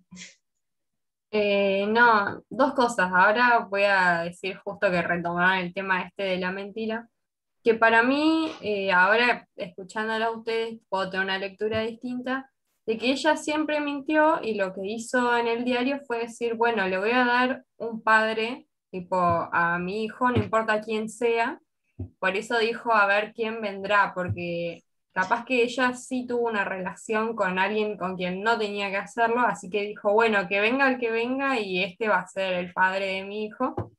Y además, Eso por un lado. fíjense, sí, termina. No, y por el otro, este cambio de roles entre el padre y la madre, que la madre empieza como siendo mucho más sumisa y el padre siempre es la autoridad, y ya para el final se invierte en esos papeles y la madre lo lleva al padre a un estado así de agobio y de tristeza, que no puede hablar y tiene que ir a disculparse, y ella es autoritaria con la hija y le dice, no, no, deja que venga a disculparse. Es como que se invierten los roles que al principio ya eran de una manera, y nada, eso me llamó mucho la atención a mí. Sí, por eso marcaba las dos desobediencias tan claras al padre, como si esa figura fuera perdiendo ese poder, ¿no? Pero con respecto, ahora me parece que Ceci había levantado la mano, pero una cosita nada más. Vieron que al inicio uno piensa en un abuso, no sé, o por lo menos yo cuando lo leí digo, bueno, y ella en la publicación desde ya que nombra al posible padre, no es que dice, no es una publicación de ese busca abusador, violador, ¿no? Entonces, para esa línea que también estamos considerando de ella haber mentido y en realidad sí haber tenido un encuentro sexual consentido, digamos, bueno, por ahí está bueno leerlo desde ese lugar también a la publicación. ¿Por qué no? Es el padre. Sí, después va a hablar como enojada, cuando recién se va a ver quién habrá sido este insolente. Hay una pequeña referencia como a un enojo. Ceci. Sí, yo iba a decir que me parece un poco incoherente la teoría de la mentira, en el sentido de que si ella mintió, si ella tuvo la relación consensuada, no hubiera rechazado casarse con el conde, el conde creo que era el que le propuso matrimonio, o sea, los tiempos daban, si ella ya sabía que había tenido relaciones, que podía llegar a estar embarazada, hubiera aprovechado la ocasión y hubiera dicho, sí, me caso y ya está, y nadie se tiene que enterar que esa relación que ella había tenido era extramarital, porque podía quedar como que el embarazo era producto del matrimonio. Entonces me parece que no coincide, y además la otra cuestión que me llamó la atención fue lo que mencionaste al principio de la clase, de hacer público algo que entra en el plano de lo doméstico, cuando claramente los roles del patriarcado tienen que ver con que la mujer pertenece al ámbito doméstico. Llevar la vida doméstica o la vida íntima de ella al plano de lo público, en un periódico que lo puede leer cualquiera, a costa de poner su nombre y su honra en tela de juicio, me parece que es muy arriesgado, teniendo la otra opción, la opción de casarse con el primero que vino, que le dijo que sí, ella como que de entrada no quería saber nada con casarse. Que eso él se lo dice, si nos hubiéramos casado enseguida, todo esto no hubiera pasado, le dice él en un momento, porque no estarías ahora en este embrollo, ¿no? Claro. Así que por eso me parece que se cae un poco la teoría de que ella mienta por esas dos visiones. Esos dos digamos. elementos. Sí, yo creo que tal vez con cualquiera, sobre todo si pasa con esa lectura, con cualquiera que imaginamos tenemos elementos para defenderla y también algunos que la ponen en cuestión, ¿no? No sé hasta qué punto el texto nos va habilitando a cada una de ellas. Otra cosa para apoyar lo que dice la compañera es que además al principio, recién cuando está la posible violación, él apenas la chica, la marquesa quiere decir, la salva y se la llevan y todo, lo primero que pregunta cuando él ya estuvo a solas y se fue, cómo está ella, cómo se siente, y cuando se vuelven a reencontrar, que también le pregunta cómo se siente, como si él supiera que él sabía que la había violado y está tratando de confirmar si quedó embarazada o no, porque es raro que pregunte, o sea, ya la primera pregunta de entrada, ¿cómo estás? ¿Te sentís bien? Como tratando de decir, a ver, ¿sintió algo? ¿Se acuerda de algo? Sí. ¿O quedó embarazada? Porque si no, alguien normal preguntaría, ¿cómo estás? ¿Estás bien? Hola, no sé, algo más básico, y él no, ya de una entrada va así, entonces como que a mí ya de eso me hizo sospechar, chao, la violó y quiere tratar de confirmar si la mina se acuerda de algo o si quedó embarazada. Sí, todas esas actitudes son llamativas, de parecer saber algo, sí, todas son posibilidades. ¿Emilia? No, espera que no sé cómo sacar la manito ahora. No importa, que es la quede la primera vez manito. que hago así. Pero ¿no querías No. decir nada? Sí. No, la pregunta es, ¿con qué bibliografía se puede, se puede, digamos, trabajar este texto? O sea, ¿con las mismas que venimos trabajando la clase pasada? ¿O hay alguna otra biografía, aparte de la romántica y todos los textos anteriores? ¿Siempre con los mismos textos? Sí, a mí me parece que el texto que les dejamos, hay otro de un tal Garrido, creo que era, ¿no? Uno de sobre Novelle, que también La novela, sí. está bien completo para trabajar con el género novelle, pero después, sobre Kleist, las obras, un montón de consideraciones en relación a los movimientos de la época, está muy completo el de Ana Pérez que tienen en el campus, por eso está ahí, ¿sí? Listo, gracias. De nada. ¿Quién más había dicho? Yo ya. ¿Meli, querías decir algo? No. Agustín, no sé quién es, pero alguien puso una consulta en el chat. A ver. Sí, esta novela tiene una función moralizante acorde con los preceptos de la época para la literatura, ¿no?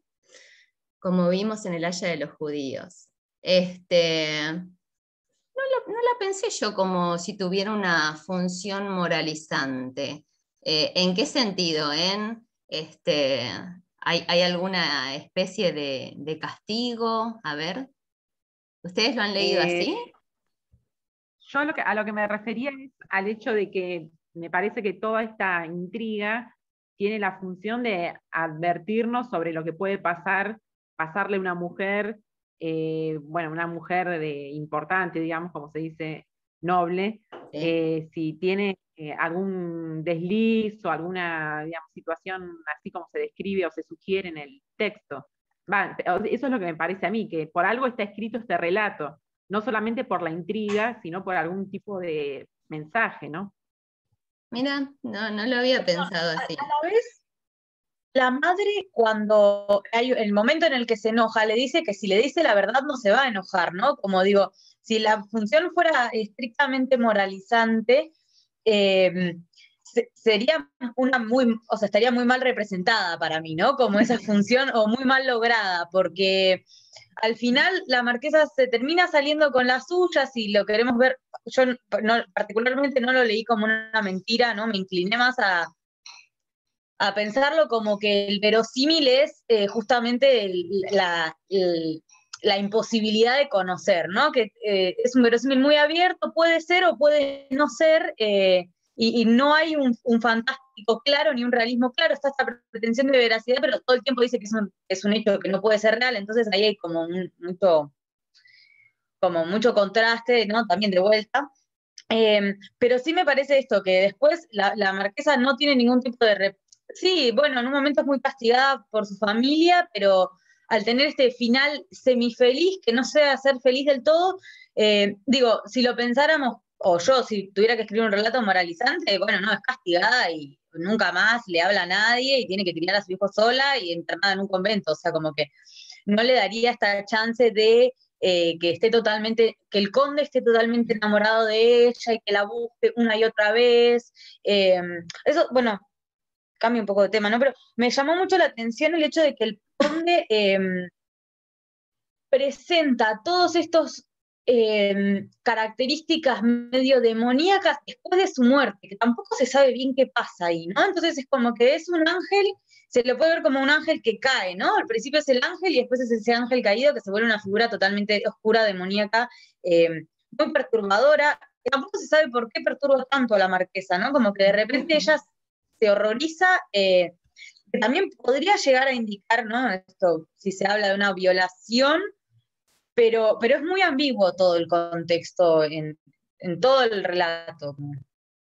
Sí, por eso estamos hablando de tantas posibilidades, pero me gustó mucho esa lectura de cuando lo dan por muerto al conde, que pudo haber vivido un cambio ahí antes, previamente ella lo percibe como angelical, pero desde ese momento ya empieza a variar, ¿no? Ya empieza la familia a verlo como, ¿por qué tanto apuro? Ya empieza él a mostrarse y se habla de locura incluso, y después de demonio. Está bien interesante esa lectura. ¿Alguien más? Después hay una parte, ¿puede ser una parte que hable del aborto? Cuando se va a la comadrona, hay unas líneas que acá le dice, le indicó los medios con los que evitar en tales casos la maldicencia del mundo. Me dijo que todo iría bien. En la página 13, está hablando la comadrona con ella, después de que fue el médico, ¿no? A verla, fue la comadrona y le dijo eso. Y después de eso, el padre la echa, porque asevera lo que había pasado, se lo define al padre, y le dice que el padre, bueno, le da la fortuna y le da la casa para que se vaya con sus hijos. Bueno, después los pide, ¿no? A los nietos. Pero en ese momento ella se da. Podría haberse hecho un aborto, en esa época era común, y era mucho más, o sea, no sé si mucho más común, pero era común hacerse abortos. Y de esa forma se deshacía, por ejemplo, del padre, del mandato paterno, materno, o sea, como que si hubiese tenido todo planificado tan fríamente, viéndolo así puede ser. Mira, como si fuera un... No atendía esa línea de lo que le contestó esta mujer, que puede abrirse a pensar en un aborto. ¿El resto la percibió del mismo modo? Igual todo lo que... Como que se podía recluir, porque también esa es otra cosa que hacían, la mandaban al campo en la tía Pepita y tenía el bebé y luego lo daban en adopción o lo abortaban, una de dos. O sea, ¿cuáles serían, dice, le indicó los medios con los que evitar en tales casos la maldicencia del mundo? La maldicencia del mundo. ¿Cómo se evita? ¿Con qué medios se evita? No se dice cuáles son los medios. No dice. Dijo cómo hacer. A mí me pareció, o sea, todo muy ambiguo. Como siempre, no se aclara. Yo la interpreté más como que la estaba retando, como si lo que tenés que, o sea, si no querés quedar embarazada, no tenés que hacer esto y esto y esto. Me pareció, yo cuando lo leí, que lo leí medio por arriba también, como la compañera que dijo, lo tiene que volver a leer, yo también, pero me dio como esa impresión, como que le dijo, bueno, mirá, si te portás bien, no te va a pasar esto. Sí, por ahí esa misma impresión. Pero claro. está bueno releerlo y teniendo en cuenta eso, abre, no aclara. Sí. ¿Luciana? Voy a cambiar de tema, perdón, pero ¿hay alguna, no sé, alguna explicación de lo raro y rápido que es el final? Más, o solo nos conformamos con que el relato entero es ambiguo y bueno, no entiendo nada de este final y lo terminé y listo.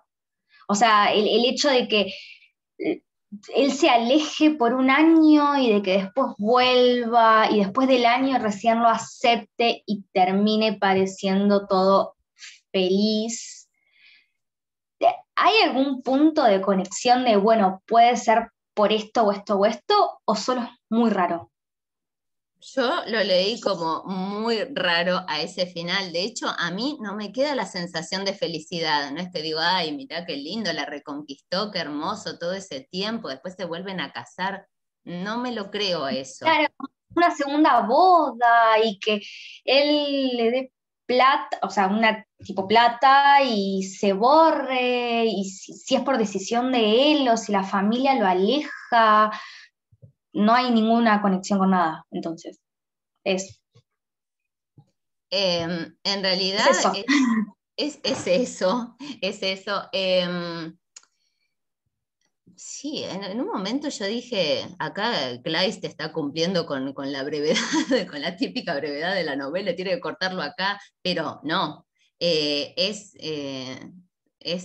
muy, muy llamativo. Pero sí, desde el... No lo vi tanto como Porque aparte él es todo se muy, es muy aleja, rápido. es muy rápido. No lo vi Es como como que que él se aleja por viene siendo, decisión. Sí, es viene siendo todo muy precipitado. lento y hay un montón de descripciones y un montón de especificaciones y de repente al final es como ta, ta, ta, ta, ta, bueno. Sí, de hecho Lo bueno es que es tan rápido que no te da tiempo de decepcionarte. Parece como de las pocas novelas, ¿vieron esas obras clásicas en las que se respetaba unidad de tiempo, espacio, etcétera? En general pasa todo en un breve lapso en las novelas, salvo en La Marquesa de O, que pareciera cumplir con todo el transcurso de los meses del embarazo. De pronto, sí, ese final es abrupto, pero para mí es no me cierra a mí. No, por lo menos no me queda esa supuesta idea de felicidad que se pretende ahí. ¿Melina? Hay una. No, está bien. Levantó la mano.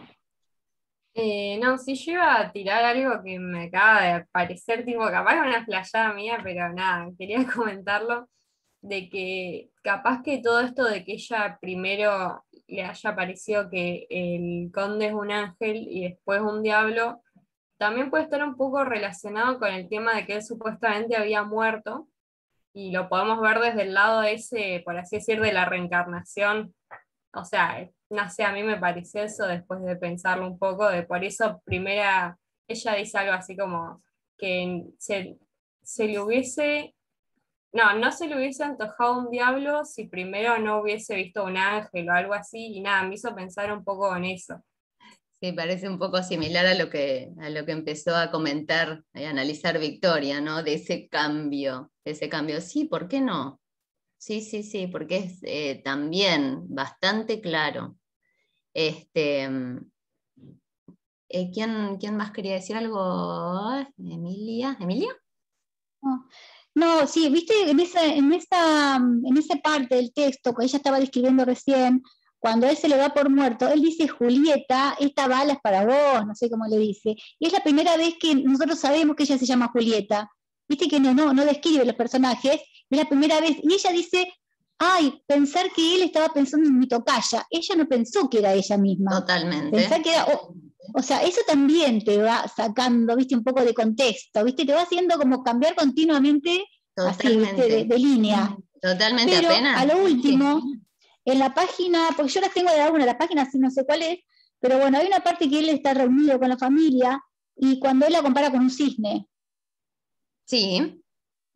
Bueno, pero aparte dice que la compara con estiércol. O sea, también el demonio, el ángel, y a veces dice que es un cisne, pero que es un cisne que lo lleva a la profundidad. O sea, no es un cisne cualquiera, es un cisne bastante malvado. Y bueno, cuando termina esa frase, dice que los padres de la chica, no, los padres de la condesa, quedaron una vez más, no es que una vez sola, una vez más, o sea que quiere decir que fue más de una vez, quedaron una vez más los miembros de la misma sin saber qué pensar. Eso es lo que nos pasa a nosotros. Ellos están igual que nosotros, son como observadores. Bueno, esa es una buena pregunta. Una buena pregunta para hacerse. ¿al lado de qué personaje? ¿Se acuerdan? En vampirismo era súper claro que sabíamos o desconocíamos lo mismo que el conde. Acá, ¿con quién sabemos o no sabemos? Por eso también me parecía interesante esa lectura de pensar que la marquesa miente. ¿Por qué? Porque uno primero está del lado de ella. Ay, vamos a ver junto con ella quién es ese padre, ¿sí? Pero esa lectura modificaría esa identificación, ¿no? Es como que va cambiando la figura del narrador, ¿no? O sea, se mantiene siempre en miembros de la familia porque nunca vemos al fin y al cabo lo que el conde está pensando, pero es como que dentro de los miembros de la familia va variando la figura narrativa. Sí, sí, sí, como lo que decíamos del desplazamiento, a quién se va acercando el narrador como el desplazamiento ese mismo de la locura, ¿no? ¿Quiénes son los razonables? ¿Quién es el loco? Sí, hay varias modificaciones, por eso tiene ambigüedades y eso abre a mucho.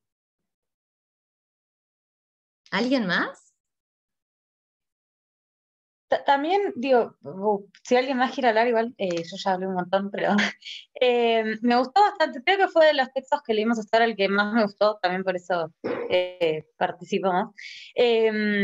Como la idea de la violencia, ¿no? Paterna, estos arrebatos de ira, me parece hasta mucho más inconstante que la figura de la madre.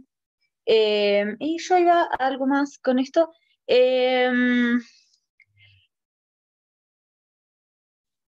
No se me fue, no, perdón. Porque había algo con la violencia del padre hacia la figura de la condesa, o sea, hacia todos, y también como relacionado con el hecho de que al principio había sido el salvador, el conde, y después, entonces está agradecido, pero después pasa a ser objeto de violencia también el propio conde, como que la violencia del padre no es solo hacia las mujeres, sino que es una figura violenta en general, me dio la sensación, tal vez me equivoco. Y eso, hacia el final, ahí era este punto en el cual la madre se interpone justo antes de la reconciliación.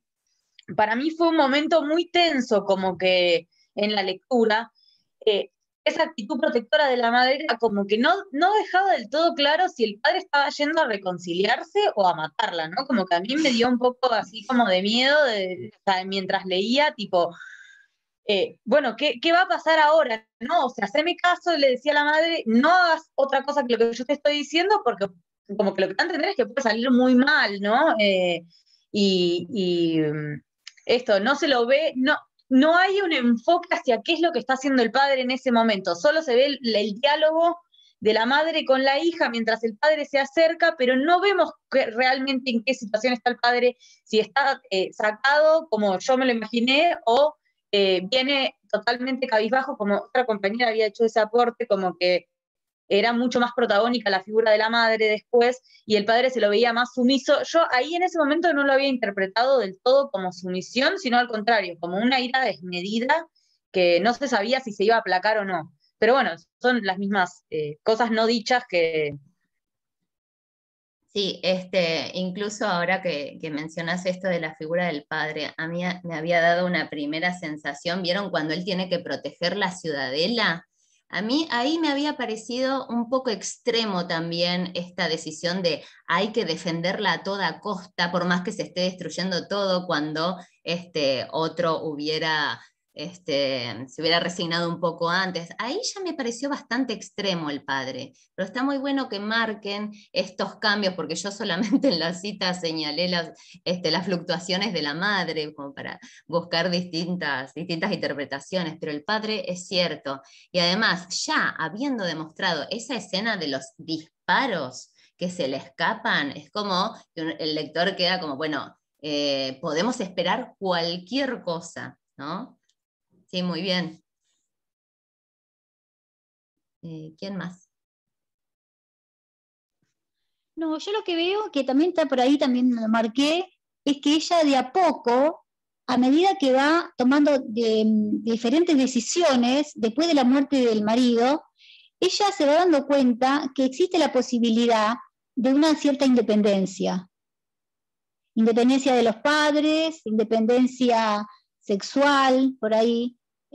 Por eso tampoco ella dice quién fue, puede haber sido cualquiera, o sea, pero la que decide es ella, y ella decide también tener el hijo, porque podría haber decidido por no, pero ella decide que sí, y también decide que se va a ir y que le va a hacer caso al padre, pero que ella va a seguir siendo dependiente.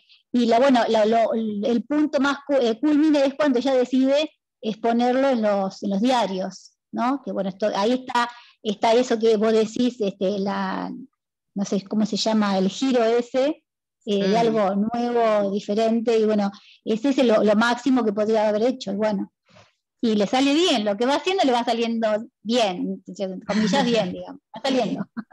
Sí, me Bueno, a mí parece la que lectura la lectura de la mentira me gustaba también porque la pone a ella en un lugar de, no sé si superioridad es la palabra, pero de que tiene control de la situación y la autoridad de, bueno, manipulo a esta persona, me muestro inocente con esta otra, lo sostengo. Es nos como, engaña a nosotros también. sí, tal cual, la pone en una cierta superioridad, sí, como que tiene otro poder, que si fuese la víctima de todo. Muy bien, sí, está bueno leerlo desde ese lugar. Y sí, lo que decías, Emilia, se va dando todo un proceso de cambio, se va convirtiendo en una figura cada vez más fuerte, ¿no? Primero presentada como la que enviudó, volvió a la casa de los padres, ¿no? Le dijeron, no te quedes en la casa anterior, te venís acá al cuidado de los padres, y de pronto, a partir de lo que le ocurre, ¿no? Esa vuelta allá desde el momento que marcamos que decide, no, mis hijas se vienen conmigo, va a empezar varios cambios que la convierten en una figura más fuerte. Y bueno, después esa pregunta que yo hacía, ella contra el mundo contra ella, esas tensiones se marcan en las novelas. Hay que acordarse que en esa época se estilaba el uso de cartas. No sé si, o sea, el diario era muy corriente y la gente se comunicaba por los diarios. Y el tema de las cartas también era muy corriente, ¿no? Y por ahí o sea, el tema de publicar en un diario es como para decirle a la sociedad, acá estoy, a ver, no sé, quién se decide. Es como que no lo veo, o sea, no he leído cosas así por el estilo de ese tipo de publicación. Pero sí sé que se usaba mucho en el tema de los periódicos, la literatura pasaba por ahí también. Sí, como que suena ya publicarlo en la prensa como gritarlo a los cuatro vientos, ¿no? El extremo de la publicación de la situación personal o, como decían por ahí, doméstica, ¿sí? Llevarlo. Si la mujer estaba relegada al espacio doméstico, creo que Ceci lo decía, es llevar esa intimidad a lo público. Sí, yo creo que nos engañó a todos. La marquesa. Nos queda como pregunta. ¿Alguien más? Una última cosa tengo yo para preguntar más que comentar. Cuando lo leí, tuve que releer la escena en la que ella se reencuentra con el padre porque me parecía como totalmente descolocada y descolocante. O sea, dije, leí mal y volví. Dije, está con el padre a los besos.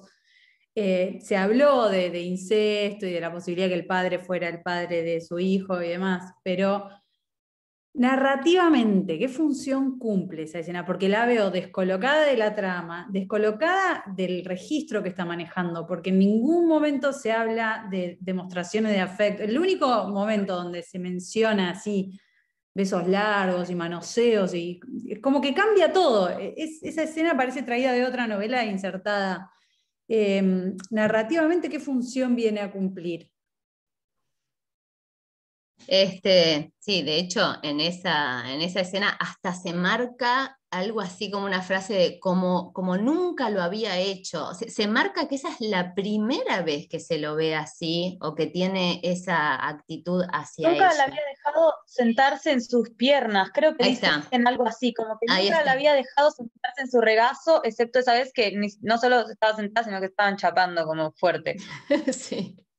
Sí, sí, sí, es muy descolgada y sí, fuerte, oscura la escena. Y a mí, además, me causó mucho rechazo la actitud que hubiéramos esperado de una madre que espía ahí, ¿no? A mí eso me pareció, bueno, por lo menos para preguntarse, por lo menos para preguntarse Porque qué ella se pasó ahí juega con... como voyeur, hay como un voyerismo de la madre, como que está disfrutando esa escena semi-erótica de la hija con el padre. Es muy rara, no Es tiene, muy para mí no encaja con el resto del texto. No sé. Bueno, y la figura del hermano, no entiendo para qué existe ese personaje, porque realmente no aporta en nada. O sea, lo único hace lo que le dicen los padres y se enoja por todo y no aporta nada y después no existe, parece, no sé. Aparece para marcarle al conde, estás loco, vos estás loco, permanentemente. Es verdad, está bueno preguntarse por la figura del hermano. Para decirle a la hermana que no se puede llevar a las hijas, pero le pasan por arriba igual, así que tampoco, ni para lo que le dicen que tiene que hacer sirve.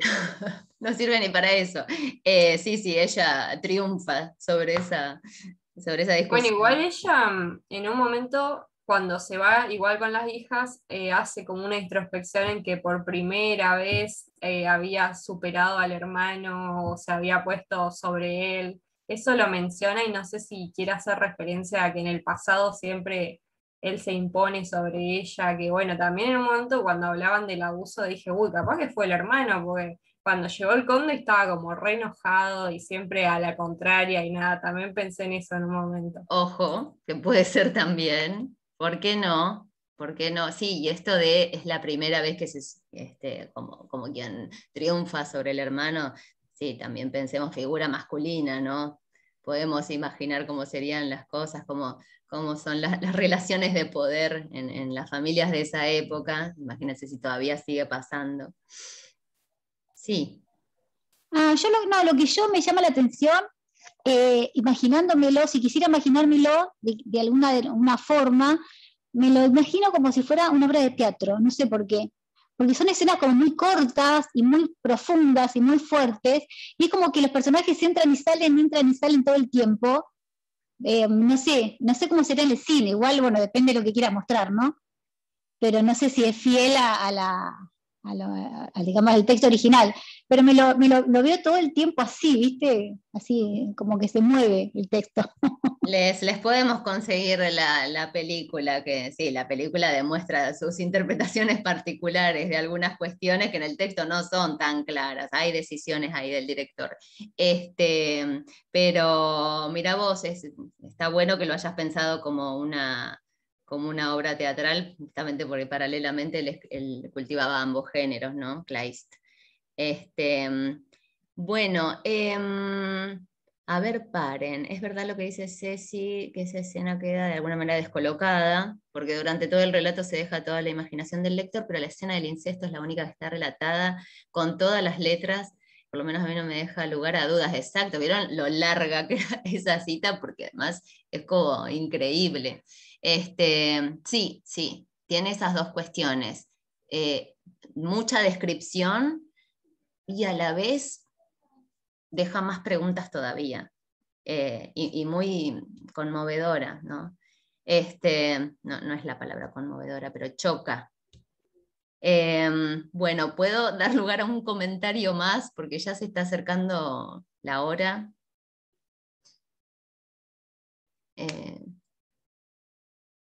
Menciona claramente que se comportan como enamorados, sí, incluso dice como si fuese la primera novia. No es un comportamiento de padre e hija, totalmente, totalmente. Está casi pegando el grito de esto es incesto. Van a ver que en el texto de Ana Pérez ella dice se desliza o dice casi incestuoso. Yo ese casi lo sacaría.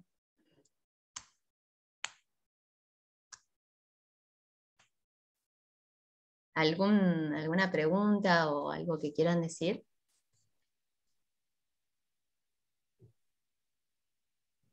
No, ahí se ve la marca del autor en algo, algo autobiográfico, algo se ve o no.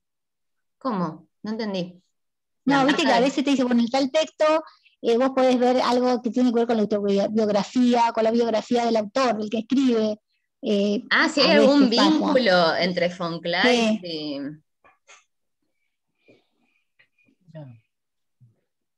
Lo que veníamos marcando de los temas vinculados a la desmesura, pero no sé, Claro, Facu y no. Graci, ¿se les ocurre No, yo algo estoy pensando específico? cuando vaya escribiendo, viste, por ahí le me echás algo que tiene que ver, pero a veces no mucho, pero algo por ahí pasa, algo muy, tiene que ser muy, que se asemeje. Si tuvo incesto él en su familia, lo que sea, no sabemos. Digo, esas cosas como muy difíciles de saber. Sí, pero... Sí que es un autor curado y todo esto que genera siempre como hay muchas cosas siniestras alrededor de sus textos, digo, no solo en este, en otros también, digo, como cosas violentas, ¿no? Hay algo de que aparece siempre por ese lado, podría ser, pero no sé si hay un componente biográfico. Terminan suicidándose, o sea que también alguito hay de su propia vida, ¿no? Bueno, gracias. Bueno, dejamos acá, que ya estamos más cerca de las 4, ¿les parece? Sí. Y Bueno. otra cosa, unas cosas chiquitas, ya. Viste que cuando empieza al principio dice, según una historia real, o sea, acá se insiste que es real, como Borges que dice, esto pasó. Y no, claro. O sea, pasó, ¿existió realmente o no? Diríamos no que se sabe, no, porque... por eso no pone los nombres de los lugares, las fechas, no hay fechas exactas, no hay lugares exactos, no hay... Él se basa en un... Se me viene el apellido Montaigne. Él se está basando en un relato previo, me parece, o en un hecho, ahora no me acuerdo, lo voy a averiguar, pero es propio de la novela, esto de marcar que el lector se súper recontra crea que esto pasó, ¿sí? En el chat, Melina, creo que es Melina, pregunta que hay que ver para la próxima. Sí, hay un corpus de poesía expresionista, ¿verdad? Sí. Explica, Facundo, porque ya está subido para el programa del año pasado. Ya está en la parte de lecturas. La pestaña de lecturas dice selección de poesía expresionista, y es re breve, es una serie de poemas expresionistas que vamos a trabajar la semana que viene. Sí. Incluso la idea es explicar un poco de expresionismo y meternos a interpretar poesía expresionista leyendo los poemas. Exacto. Eso va a ser el teórico del miércoles que viene. Y después nos metemos con la familia Mann. Después van a habilitar, sería la pestaña de semana 6, digamos, con eso igual, en estos días. Como vienen haciendo con... Exacto, pero acordate que la lectura, igual lo que hay que leer ya está listo. Pero el lunes, martes habilitamos la pestaña de la semana que viene con la guía de lectura, etc. Y después lo que sí tienen que ir leyendo porque lo de la semana que viene es poesía bastante breve, es novela de niños y Ángel Azul, que ya son novelas. ¿No? Novela de niños es breve, la otra es más extensa. Sí, hoy les mencioné. ¿Novela de niños sería para el miércoles 19? O sea, la clase que viene, no la otra. Exacto. Vamos a tener clase aunque sea semana de exámenes, sí. Sí. Sí, porque perfecto. Sí, no, para corroborar. Sí. ¿Puedo hacer una pregunta sobre el trabajo, el primero que todavía no hice, que lo voy a hacer para la semana que viene? Sí. El primer trabajo. Yo después por ahí te voy a escribir, no sé la cátedra que lo tengo que escribir, ¿no? Pero para preguntar si, viste que generalmente los trabajos se hacen en tercera persona, pero bueno, como haces en grupo, pero acá se puede escribir en primera persona. Totalmente. O sea, ¿cómo? Me parece que... no sabía eso, cómo hacer, no me acuerdo. Creo que es que siempre escribimos a nombre de un tercero. Creo que te tengo en mi listado, Emilia, así que escribime a mí, ¿sí? Estamos repartidos. Pero bueno. Sí, por supuesto que lo puedes hacer en primera persona. Sí, la idea es que se larguen, que se animen. Bueno, no sé qué va a salir, pero bueno. No, porque viste que es anormal hacer una escritura propia no, generalmente no va a cero escritura propia, cero, es al revés. Sí, Esto va a sí. estar, me pareció, me encantó, pero no, pareció, vamos a ver cómo sale. Muy bien. ¿Alguien estaba diciendo algo? ¿No? Yo pregunté si puede ser de tipo ensayístico, entonces. Sí, más. O sea, no tan monográfico, sino más ensayístico, sí. Totalmente. Si eligen un estilo más informal también, ¿sí? ¿Quiere que haga una hipótesis? Lo que tienen que hacer es solamente, en realidad es a propósito, trabajar con el pánico que les va a generar la hoja en blanco. Y ustedes, la única indicación que tienen es, tienen que elaborar un texto que dé cuenta de que ustedes leyeron el texto literario. A partir de ahí, puede ser reseña, puede ser hipótesis, puede ser ensayo, es como muy libre a propósito, digamos. Es un ejercicio de escritura que nos gusta experimentar a ver qué sale. Bueno. ¿Estamos? Bueno, muchísimas gracias. Perfecto, muchas gracias. Por todo, por la atención. Gracias. Gracias a los tres. Hasta la semana que Ah, viene. profes. Nos Gracias. vemos. Chao. Adiós. Chao.